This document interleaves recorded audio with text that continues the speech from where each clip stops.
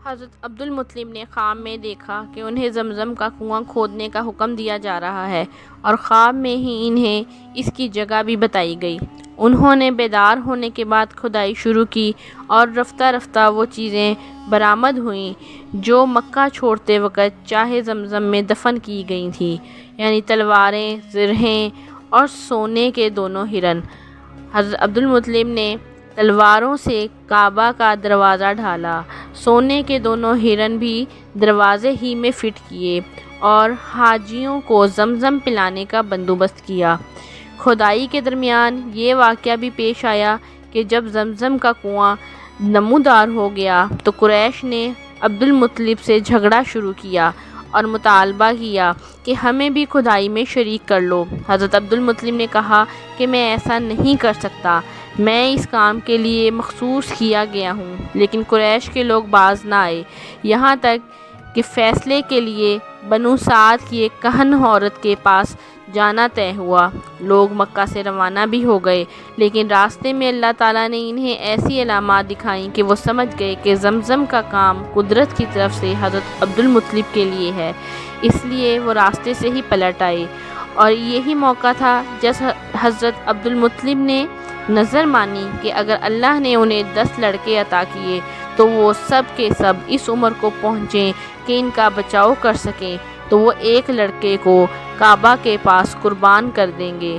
حضرت عبدالمطلب کے کل 10 بیٹے تھے اور 6 بیٹیاں تھیں۔ حضرت عبداللہ رسول اللہ صلی اللہ علیہ وآلہ وسلم کے والد محترم تھے اور ان کی والدہ کا نام فاطمہ تھا۔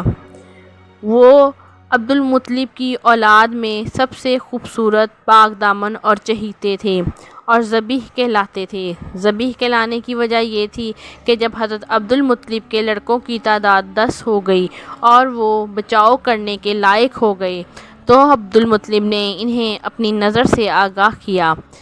سب نے بات مان لی۔ اس کے بعد حضرت عبدالمطلب نے قسمت کے تیروں پر ان سب کے نام لکھے اور ان تیروں میں سے جب قرعہ نکالا تو حضرت عبداللہ کا نام نکلا۔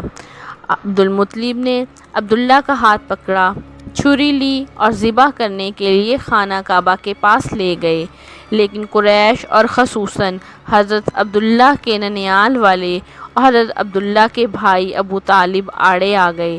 عبدالمطلب نے کہا تب میں اپنی نظر کا کیا کروں؟ انہوں نے مشورہ دیا کہ کسی عالم سے پوچھو۔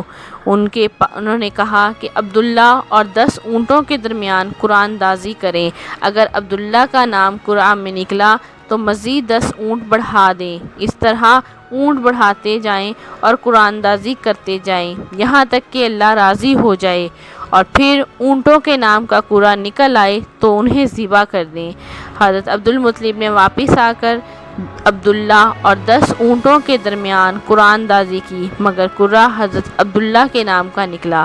اس کے بعد وہ 10 اونٹ بڑھاتے گئے اور قرآن اندازی کرتے گئے، مگر ہر دفعہ حضرت عبداللہ کا نام نکلتا رہا۔ جب 100 اونٹ پورے ہو گئے تو قرآن اندازی میں اونٹوں کا نام نکلا۔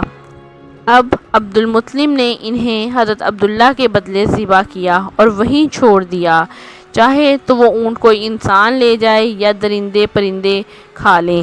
اس واقعے سے پہلے قریش میں اور عرب میں خون بہا کی دیت کی مقدار 10 اونٹ تھے، مگر اس واقعے کے بعد 100 اونٹ کر دیے گئے۔ اسلام نے بھی اس مقدار کو برقرار رکھا۔ نبی صلی اللہ علیہ وآلہ وسلم سے ارشاد ہے کہ آپ صلی اللہ علیہ وآلہ وسلم اکثر فرماتے کہ میں 2 ذبیح کی اولاد ہوں، ایک حضرت اسماعیل علیہ السلام اور دوسرے آپ صلی اللہ علیہ وآلہ وسلم کے والد حضرت عبداللہ۔ عبدالمطلب نے اپنے صاحبزادے عبداللہ کی شادی کے لیے حضرت آمنہ کا انتخاب کیا، جو وہب بن عبد مناف بن زہرہ بن کلاب کی صاحبزادی تھیں اور نسب اور رتبے کے لحاظ سے قریش کی افضل ترین خاتون میں شمار ہوتی تھیں۔ ان کے والد نسب اور شرف دونوں میں حیثیت سے بنو زہرہ کے سردار تھے۔ وہ مکہ میں ہی رخصت ہو کر حضرت عبداللہ کے پاس آئیں، مگر تھوڑے عرصے کے بعد حضرت عبداللہ کو حضرت عبدالمطلب نے کھجور لانے کے لیے مدینہ بھیجا اور وہ وہیں انتقال کر گئے۔ حضرت عبداللہ نے ترکے میں 5 اونٹ، بکریوں کا ایک ریوڑ، ایک حبشی لونڈی جس کا نام برکت تھا اور کنیت ام ایمن تھی، یہی ام ایمن تھی جنہوں نے رسول اللہ صلی اللہ علیہ وآلہ وسلم کو گود میں کھلایا تھا۔